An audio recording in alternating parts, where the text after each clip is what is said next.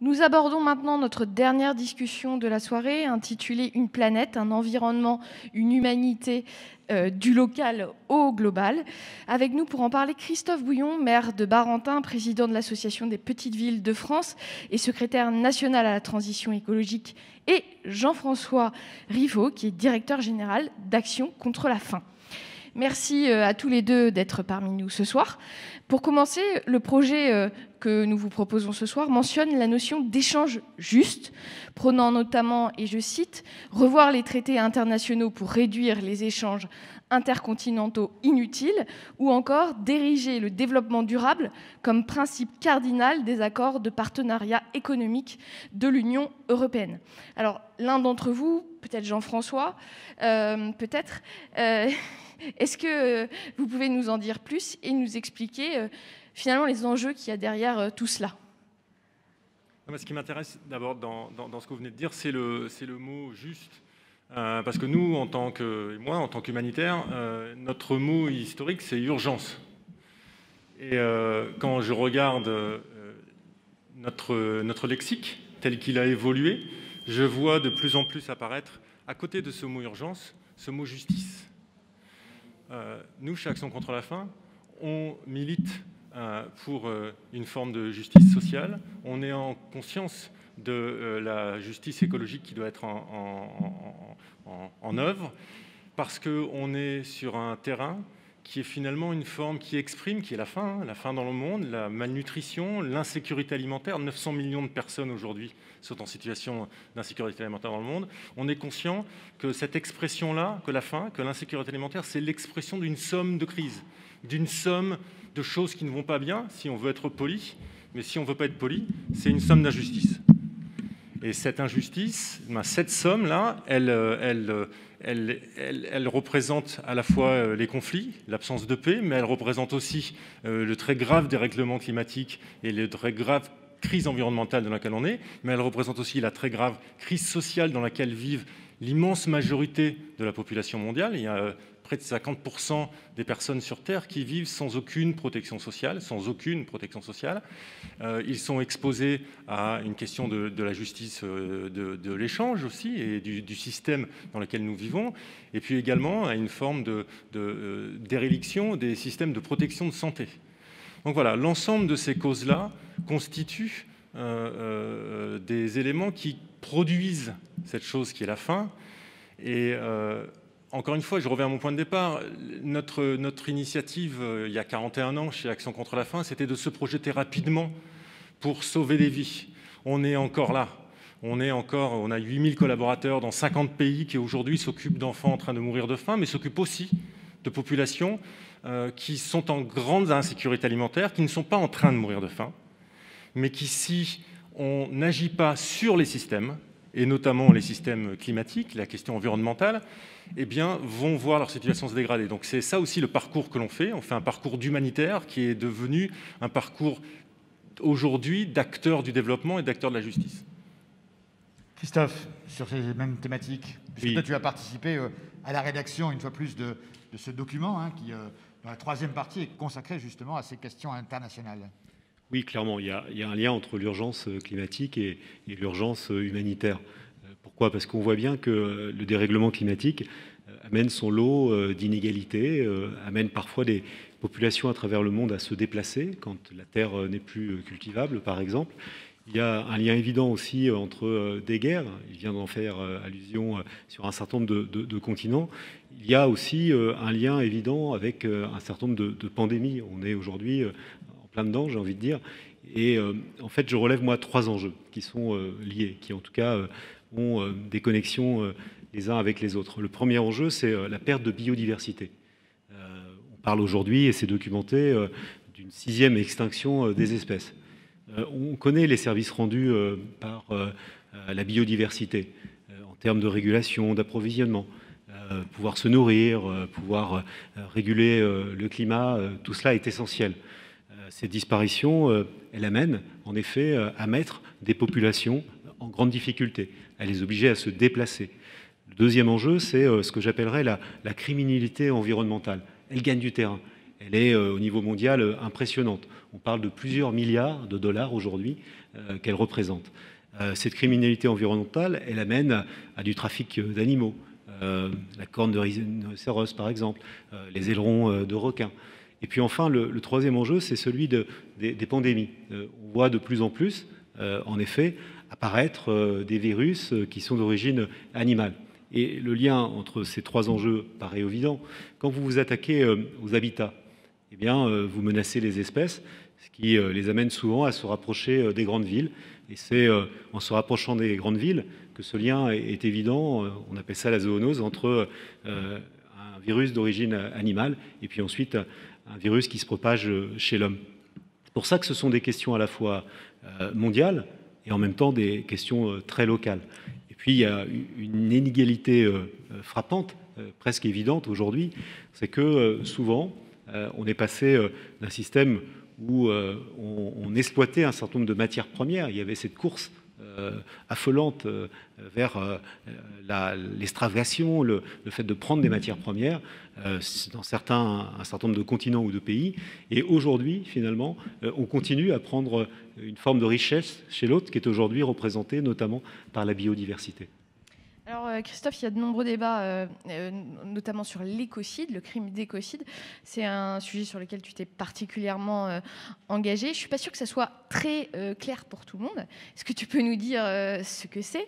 Et puis pourquoi le PS défend-il cette proposition ?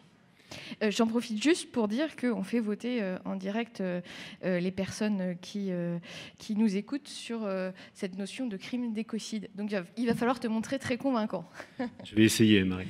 Alors, d'abord, j'évoquais la criminalité environnementale. Ce qui se passe, c'est assez clair, c'est qu'aujourd'hui, il y a une forme d'impunité qui s'est installée.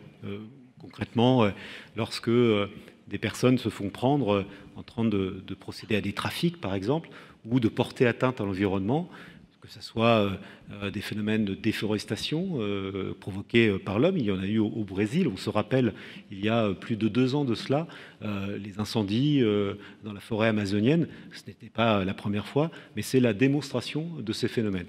Et face à cela, beaucoup de personnes pensent qu'il faut, pour éviter cette impunité, avoir des sanctions qui soient beaucoup plus fortes, beaucoup plus contraignantes. Que lorsque ces trafiquants font un calcul économique, finalement, et ils se disent, finalement, je peux continuer à trafiquer, à prendre des animaux, des matières végétales ou autres, parce que de toute façon, si je me fais prendre, si je me fais rattraper pour la patrouille, en étant un peu simple, eh bien, je risque pas grand-chose, finalement. Eh bien, le crime d'écocide, c'est un peu cette idée d'avoir une sanction qui soit à la hauteur des enjeux. Parce que les enjeux, je rappelle, sont, par la disparition des espèces, eh bien, le risque que ça fait porter sur l'homme. C'est un vieux combat, l'écocide. Ça date des années 70, juste au moment de la guerre du Vietnam, où on avait ce qu'on appelait l'agent orange, qui avait été utilisé quasiment pour détruire l'environnement, et donc, en détruisant l'environnement, porter atteinte aux populations. Ça existe dans le droit international, la Cour pénale internationale le reconnaît, mais partant de guerre. Et donc, il y a des militants, des juristes éminents qui, depuis les années 70, ont essayé de porter ce combat, ont essayé de dire, faisons en sorte que, finalement, cette reconnaissance du crime d'écocide en temps de guerre, il le soit également en temps de paix, faisant le constat que notre environnement était menacé, que les écosystèmes étaient détruits. Et ce que nous avons voulu faire, au groupe socialiste à l'Assemblée nationale, eh bien, c'est tout simplement de faire en sorte de faire rentrer dans notre droit national, dans le droit pénal, la reconnaissance du crime d'écocide. C'est-à-dire de faire en sorte que si une personne ou un groupement de personnes, une entreprise, une entité porte atteinte de façon grave, irréversible et de façon intentionnelle à un écosystème, eh bien, on puisse la condamner et la condamner sévèrement. Sachez-le, aujourd'hui, lorsque quelqu'un provoque une pollution, eh bien, la sanction n'est pas du tout à la hauteur de la pollution constatée. Merci Christophe. Donc on vous a demandé votre avis sur le crime d'écocide. Êtes-vous favorable pour instaurer un véritable crime d'écocide ? Le résultat est sans appel, pour à 83% et contre à 17%. Alors on va poursuivre avec Jean-François sur une autre dimension du document et de de la réflexion que le PS a pu avoir dans ce document sur la question du co-développement. Et de savoir comment on pouvait en faire une véritable exigence. En tout cas, c'est ce que propose ce document. Mais on voulait vous entendre sur cette notion de co-développement. Oui, vous savez, moi, quand j'entends le co-développement, avec mon regard d'humanitaire, j'entends aide au développement. Et j'entends responsabilité des États, et en particulier des États riches, mais pas que, de prendre en compte la réalité globale, collective, comme un fait commun, et donc de travailler au minimum à la réduction des inégalités et des extrêmes injustices, et au mieux au partage. Et le regard que l'on a aujourd'hui, on mène toujours ce combat chez Action contre la faim depuis longtemps, c'est que l'aide au développement, à travers ces différents véhicules financiers et politiques, est encore pas vraiment au rendez-vous des besoins des populations, notamment du Sud. Vous savez, il y a l'engagement d'un certain nombre de pays riches de consacrer au moins 0,7% du revenu national brut à ces activités de développement. La France n'y est pas, elle est à 0,5%. Des pays qui y étaient sont en train de ressortir de ce pourcentage-là. Et donc on voit malheureusement que un certain nombre d'engagements, de paroles, non seulement ne sont pas tenus, mais en plus voient leur mise en œuvre soit décalée dans le temps, soit réduite. À cela s'ajoute une autre approche qui, paradoxalement, devrait nous appeler à prendre conscience de l'importance et de la nécessité de ce co-développement, c'est la crise du Covid. Cette crise qui est une crise mondiale, mais qui n'est pas une crise sanitaire. En tout cas, c'est une crise sanitaire, mais le grand message qu'elle nous apporte, c'est qu'elle est une crise globale et sociale. Sociale au sens où elle affecte plus les gens du fait des blocages de la société, de l'incapacité à aller sortir pour avoir son revenu quotidien qui vous permet de survivre, de vous nourrir et de nourrir votre famille, etc. etc. Et donc l'ensemble des conséquences, me semble-t-il, et nous semble-t-il chez ACF, les plus dramatiques de la crise Covid, sont les conséquences sociales et économiques sur les populations les plus vulnérables dans les pays dans lesquels nous travaillons. Et ce message-là, qui nous saute encore clairement aux yeux en France aujourd'hui, il est le même, on le constate aussi au Yémen, on le constate au Bangladesh, on le constate en Jordanie, on le constate en RCA, on le constate dans les pays les plus pauvres, et qui, eux, sont le plus fortement soumis à ces conséquences-là. Et donc nous, pays riches, qui consacrons des centaines de milliards, vous le savez, des centaines de milliards à la réponse à la crise Covid, non seulement à la crise sanitaire, mais à la crise sociale, on ne consacre, par exemple, que 38 milliards de dollars par an à l'aide humanitaire. C'est ces deux chiffres que je veux mettre en perspective. C'est ce que l'État français ou l'Europe ou l'État américain consacre, et je ne le conteste pas, qui consacre des sommes extrêmement importantes à la relance de leur économie, etc.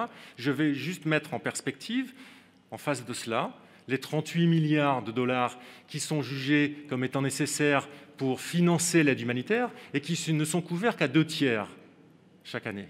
Voilà. Donc le co-développement, c'est prendre en compte ça et agir comme un État responsable pour chacun des États, et pas uniquement pour l'État français, pour l'ensemble des États, et se dire que cette alerte Covid doit appeler un mouvement. Merci beaucoup. On va repasser un instant et peut-être rapidement vers Christophe. En octobre prochain devrait se tenir la COP15 de la biodiversité. C'est un rendez-vous qui est qualifié de crucial d'ores et déjà, mais qu'est-ce qu'on peut attendre alors que partout les signaux sont au rouge, que sur l'état de la faune, de la flore et de nos écosystèmes? Alors, il y avait eu une promesse il y a quelques années de cela avec la convention d'Aichi.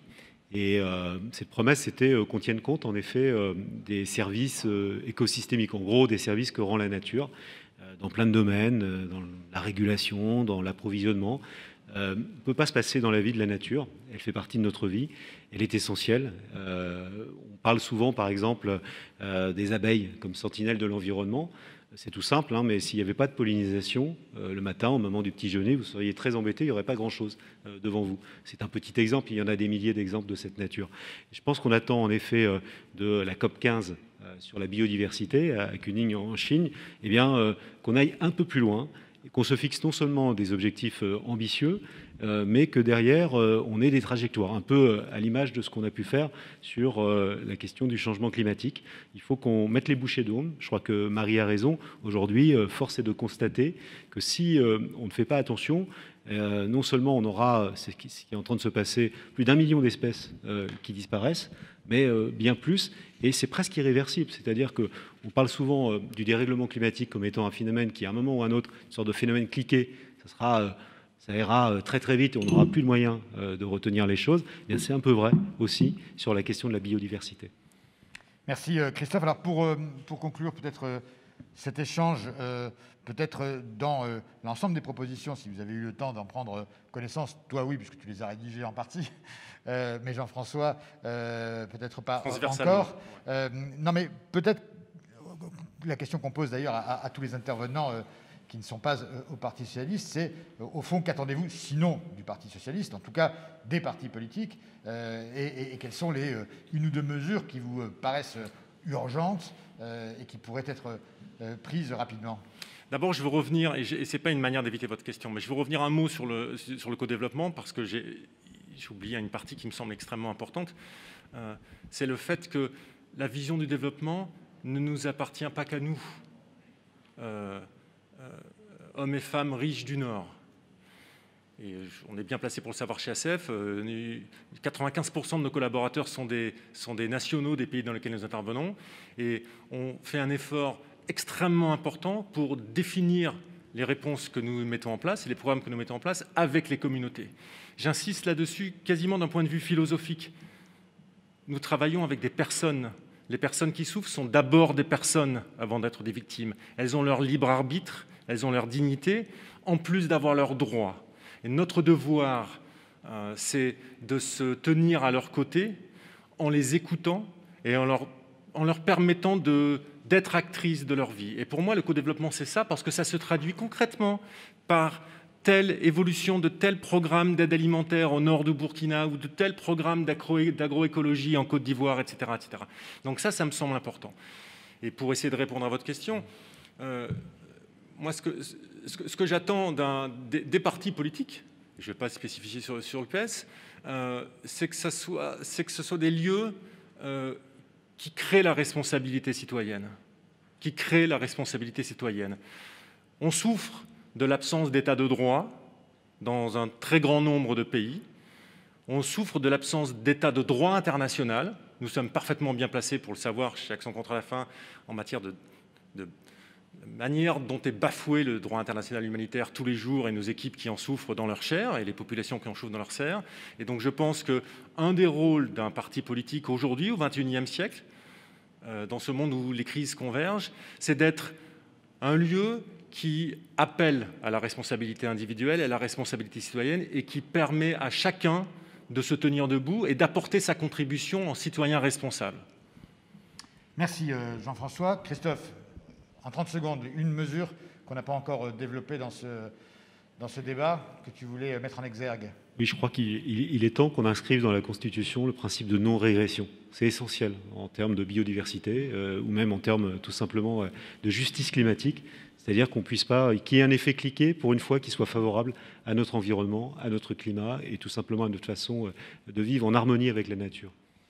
Merci à tous les deux. Merci à tous les deux. Il y a une petite animation, le temps de revenir avec Olivier Faure et Boris Vallaud. Il faudrait être respectueux de notre planète, tout simplement. Je pense beaucoup à l'agriculture parce que franchement en France elle est très mal menée. On est sur une monoculture, donc non respectueuse de la terre, avec plein de pesticides, donc non respectueuse de notre corps. Et en fait on devrait passer à une agriculture plus biologique et une pluriculture qui serait plus respectueuse. de nos agriculteurs qui en souffrent énormément. Et pouvoir effectivement fabriquer dans des conditions humaines. Parce que c'est très gentil de nous parler effectivement du problème de l'écologie, mais tant qu'on va avoir des batteries qui sont fabriquées en Chine dans des conditions innommables par des prisonniers, par éventuellement des Ouïghours ou des minorités ethniques ou religieuses, on ne va pas faire avancer. C'est facile de mettre des poubelles jaunes, faire le tri, tout ça. Puis déjà, quand on brûle, on consomme. Enfin, je ne sais pas où est trop l'écologie dans tout ça, mais non, c'est catastrophique. La pollution des mers, les déchets, tout ce qui est nucléaire, radioactif. Enfin bon, c'est très bien, les ondes. Climatiquement, zéro l'État. Ils font des sommets, ça coûte une fortune au peuple, parce que c'est nous qui payons tout ça, pour rien. La question sociale et la question écologique, c'est intimement lié parce que les premiers impactés des conséquences des changements climatiques, c'est les personnes les plus pauvres. Tout ce qu'on voit aussi, c'est qu'il y a beaucoup de préjugés qui existent sur les pauvres et la pauvreté. Par exemple, que les pauvres polluent, que la question écologique ne les intéresse pas. Et ça, c'est des préjugés contre lesquels il faut vraiment lutter parce que c'est faux. Les gens, ça les intéresse, ils s'inquiètent pour leurs enfants. Et donc un meilleur avenir pour leurs enfants, ça passe par une planète vivable. Les gens ne font pas la connexion entre ce qui se passe dans un abattoir et ce qui se passe dans leur assiette. Pour les sensibiliser, je pense que les personnes ont besoin justement d'avoir des connaissances, puis avoir l'accès aussi, puisque ce qui manque, c'est aussi un accès à des alternatives. On peut retrouver dans des grandes chaînes, dans des grandes plateformes, des documentaires qui sont autour justement de l'impact de la nutrition sur l'environnement. La déforestation, l'exploitation des terres ou même l'utilisation de massifs pour nourrir les animaux. Moi je circule en vélo parce que bien sûr c'est un mode de transport vert et quand je vois à quel point les rues sont débordées de voitures, clairement quand vous voyez ça donne pas envie en fait. Il y en a pour qui c'est vraiment nécessaire, comme des banlieusards, mais les Parisiens eux-mêmes ne devraient pas circuler en voiture. C'est aux grandes entreprises, c'est aux États et aux gros lobbies de faire des efforts, bien sûr, avant tout. Parce que c'est eux qui polluent le plus, quoi. Comme la taxe carbone sur les voitures, pour moi, c'est une loi anti-sociale à mort, parce qu'on sait très bien que ce n'est pas les gens les plus friqués qui vont payer. Par contre, une taxe sur l'avion, oui.